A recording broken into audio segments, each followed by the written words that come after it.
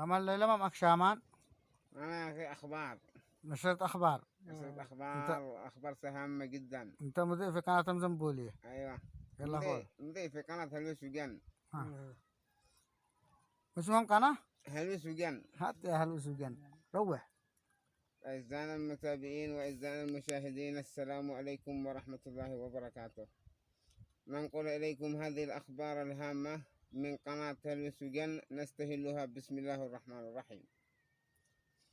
لقد اليوم هربت من الصعيد حمار وتم القبض عليها في الكرنة، ما أدت إلى فرة رائها وكسرت له ساقيه. حصل يوم أمس حادث شنيع بين مثلث الصعيد بين أرقبتين، ما تمت الأرقبة الأولى إلى كسر شوكتها، والأرقبة الثانية أصيبت بجروح خطيرة وما زالت في العناية المركزة. حصل سوء تغذية في محافظة الصريح، وحصل على تبرع من قرية القو ب50 قافلة، كل قافلة تحمل حوالي ما يقارب 70 طن ونصف من الكتان. حصلت مسيرة حاشدة يوم الثلاثاء القادم من دولة الشرقب، مسيرة قوية وبينها آلاف الجماهير يطالبون أن يبنوا لهم مستوصفا خاصا في مدينتهم.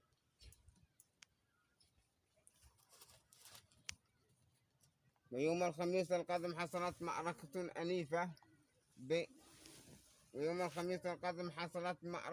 أنيفة بين دولة الأسيس ودولة الضرة الأوروبية، وهما أعلنوا بالحرب دوليا. وكان أول هجوما لدولة الضر أرسلوا حوالي 15 جنديا مسلحين بالسلاح النووي الرشاش القاتل يهاجمون الأسيس، وكان الأسيس المنتبه لهم فرد هذا الدفاع في الحال. وفي أثناء الهجوم استطاع الأسيس أن يختطف قائد لواء أسيس محمد الشرقبي عندهم وما زال تحت الحصار. وأخيرا قرر الضر أن يرد هذا المختطف لديهم، وبعث قوات عسكرية ومصفحات ودبابات أربيجي، واحتشد القوة الكاملة ثم هجم على الأسيس، وكان الأسيس مستعدا استعدادا تاما، واستمرت المعركة بينهم حوالي ساعتين، ثم رجع الضر خاسرا كالعادة. وأخيرا فورا قرر رئيس الضر بن أبي الضرر المشرقي أن يعلن الحرب بالقصف الكامل، وأعلن الحرب وتجهز الجيش، وكان الأسيس مستعدا لهم. وجاءت أنباء الأسيس بأن الضر نوى بالحرب، فاستقام الأسيس باستئجار 3 طوائر من دولة القعاميس أبو 4 أجنحة مقابلا أن يعطوا لهم قليلا من العسل. وأخيرا تمت الصفقة بين الأسيس واستأجر 3 طوائر من القعاميس المجنحة الكبيرة، وثم جاء الضر ليهجم، وكان الأسيس مستعدا لهم. فاستمر الحرب بينهم معركة أنيفة بالمصفحات والقصف الجوي.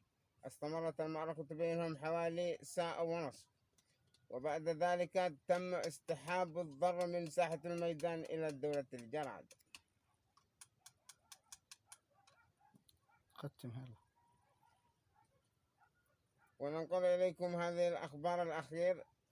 انتقل إلى رحمة الله تعالى يومنا هذا الأخ حنس بن ثوبان عن عمره الناهز 70 عام، قضى عمره في خدمة قبص الإنسان من قرية الحمشان ساكنا جالب. كان معكم زميلكم مراسلكم المخلص مرضوه بالمصطفى. نشكركم على حسن المتابعة.